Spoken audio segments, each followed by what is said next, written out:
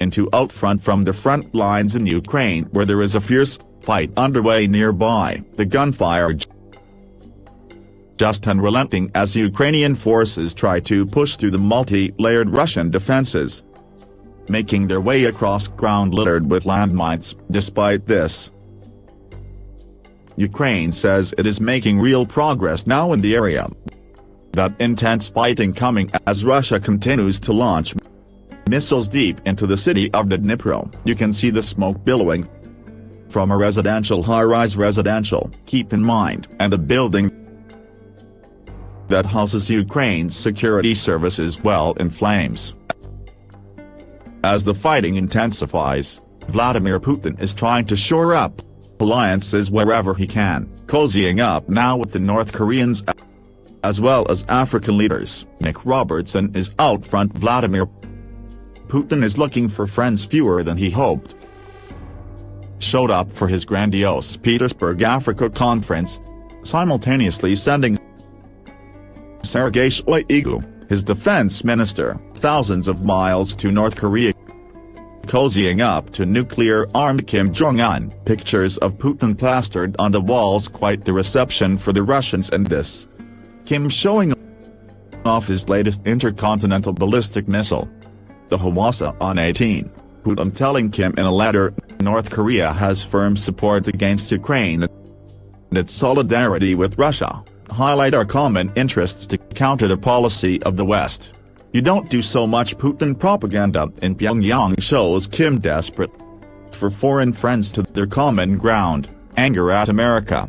We saw in St. Petersburg where only 17 heads of state showed up, less than half of those who came for the 2019 pre-Ukraine invasion Africa conference. Putin's pitch: the US and Europe are bad, Russia is your friend.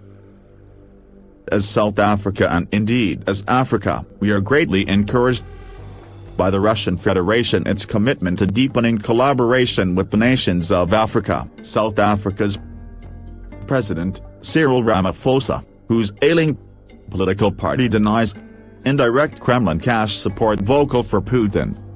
And as all this happens, a military coup in Niger, Russia apparently ready to move in and replace the U.S. counterterrorism forces magnate mercenary boss Prigozhin. Putin's one-time Africa enforcer, telling Nigerians throw the West out in Africa. In North Korea, Putin trying to carve out a new axis, a world order aligned behind him, against the West. The cold reality there, Jim, for Putin is that his roadmap only prospers when he makes the West look bad, but the trouble for the West is fighting Putin's false accounting of everything from the war in Ukraine to the cost of food and fuel in African countries. It's nearly a full-time prospect that's made so much harder because Putin actually has leverage over some of those countries. Jim. Out front now, Mikhail Ziger. He is a Russian journalist who knows the Kremlin and Putin's inner circle really better than most. Thanks so much.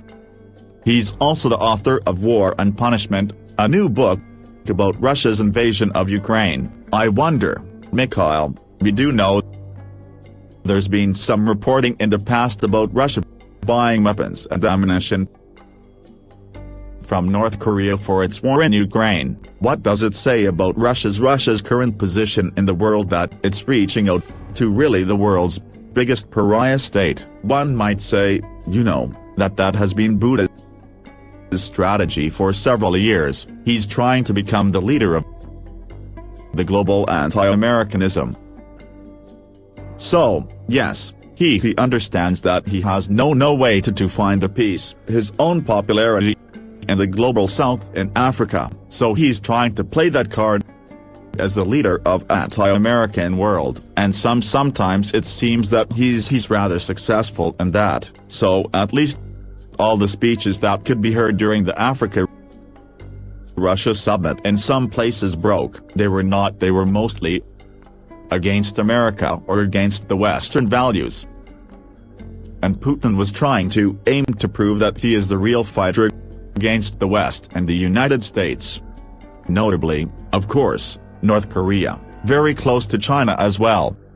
Yevgeny Prigozhin, leader, of course, of the Wagner Group, resurfaced in, of all places, St. Petersburg. Same city, same event as Vladimir Putin just a month after he attempted a coup against Putin. Tell us what you've learned about where Prigozhin has been and what he's been up to. What his position is in Russia today. Yeah, according to my sources, he has been noticed several times in Cyprus. That happens to be his hometown, so probably he didn't spend all of that month in Belarus. He spent most of time in Cyprus. He was trying to be visible, and he even met Vladimir Putin about a month ago in the Kremlin. So, obviously, according to my sources. But it does not consider himself as a traitor because Prigozhin was not trying to topple Vladimir Putin. He was trying to become number two. He was trying to organize an uprising against Minister of Defense Sergei Shoigu. But he did not betray Putin personally, and that's why he lost most of his influence. But he is still not eliminated, and even Putin let him to remain in his own city. Well, remarkable. Because Putin did use that word traitor during, yes, in the midst of the coup. Mikhail Ziger, thanks so much for joining us tonight.